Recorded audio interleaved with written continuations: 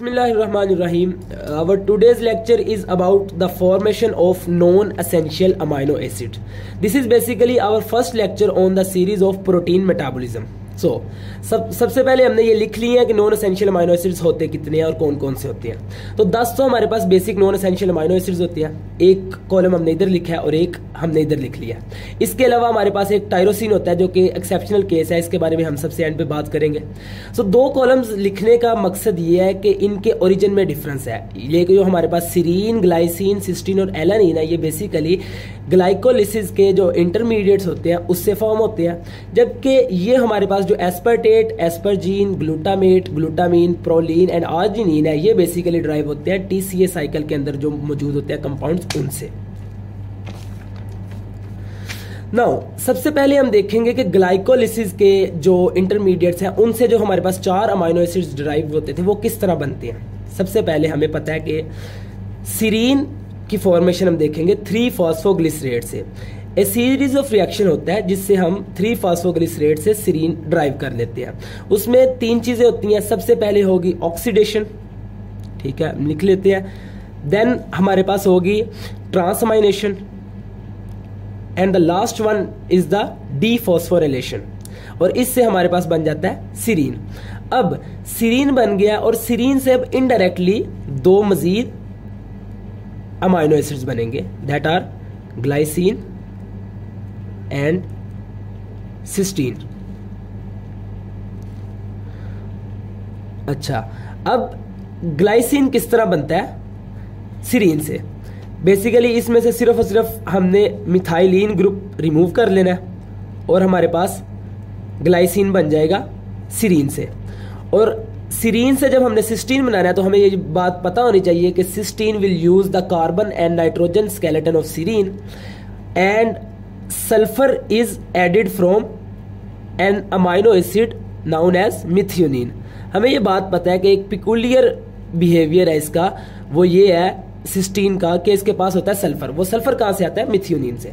अब हमने 3 amino acid की फॉर्मेशन कर ली। सीरीन डायरेक्टली फ्रॉम 3-फॉस्फोग्लिसरेट, और सीरीन से फिर मिथाइलिन ग्रुप निकाल के हमने ग्लाइसिन बना लिया, और उसी सीरीन से हमने मिथियोनिन से सल्फर ऐड किया और सिस्टीन बन गया। अब 4th अमाइनो एसिड है जो कि हमने ग्लाइकोलिसिस से बनाना है, वो है पायरोवेट से बनेगा, ट्रांसअमाइनेशन से alanine. Next, we have the amino acids formed from TCA cycle. First one is aspartate या aspartic acid.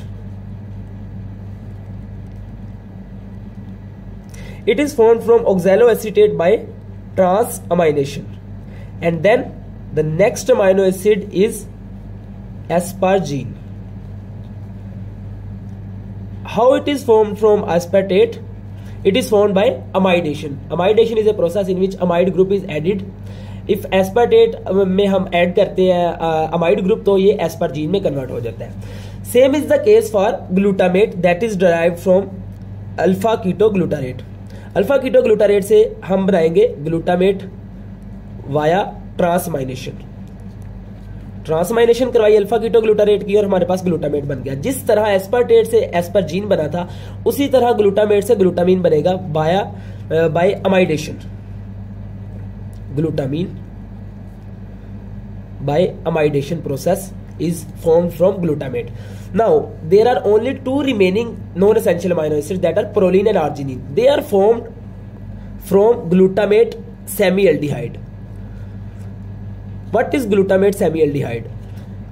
As we know, glutamate or glutamic acid is basically carboxylic acid containing amino acid.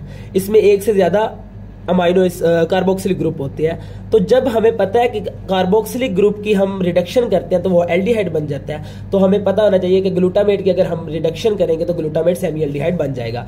इससे हमने आगे drive करने हैं proline, which is formed by the cyclization of glutamate semialdehyde and arginine. Arginine बनने के लिए सबसे पहले बनेगा ऑर्निथीन जो कि ट्रांसअमाइनेशन से बनता है, एंड देन ऑर्निथीन हमें पता है यूरिया साइकिल का एक कंपोनेंट है जो कि 3 रिएक्शंस के बाद बना देता है हमारे पास आर्जिनिन। सबसे पहले ऑर्निथीन से बनता है, सिट्रोलिन, सिट्रोलिन से बनता है आर्जिनोसक्सिनेट, और आर्जिनोसक्सिनेट से फिर बन जाता है हमारे पास आर्जिनिन। सो अब हम इसका एक थोड़ा सा रिव्यू कर लेते हैं। हमने 10 नॉन एसेंशियल अमाइनो एसिड्स बनाए, 4 बनाई हमने ग्लाइकोलिसिस से। कौन कौन से? सीरीन, ग्लाइसिन, सिस्टीन और एलानिन। सीरीन बना डायरेक्टली फ्रॉम 3-फॉस्फोग्लिसरेट से, ग्लाइसिन बना सीरीन से मिथाइलिन ग्रुप निकाल के, और सिस्टीन बना सीरीन में सल्फर ऐड करके, जो कि सल्फर आया था मिथ्यूनिन से, और एलानिन बन गया पायरोवेट की डायरेक्ट ट्रांस अमाइनेशन से।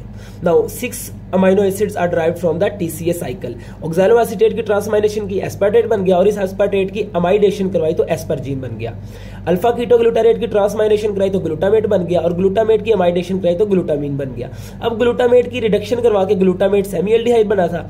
अब इस ग्लूटामेट सेमीएल्डिहाइड की साइक्लाइजेशन से प्रोलीन बन गया था, और इसी की ट्रांसअमाइनेशन से ऑर्निथीन बना, जो कि हमारे पास आर्जिनिन बना देता है यूरिया साइकिल में। Next we have the 11th non-essential amino acid.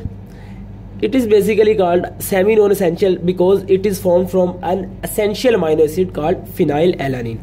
इसकी फॉर्मेशन देखेंगे, फिनाइल एलानिन से हाइड्रोक्सिलेशन होती है इस अमाइनो एसिड की, और हमारे पास बन जाता है टायरोसिन। सो ऑब्वियसली इसका एंजाइम होगा phenylalanine hydroxylase. Phenylalanine hydroxylase. इसके रिलेटिव एक इंपॉर्टेंट क्लिनिकल है, वो है फिनाइल कीटोनूरिया। ये बेसिकली एक डिजीज होती है जिसमें there is a decrease in the amount of phenylalanine hydroxylase.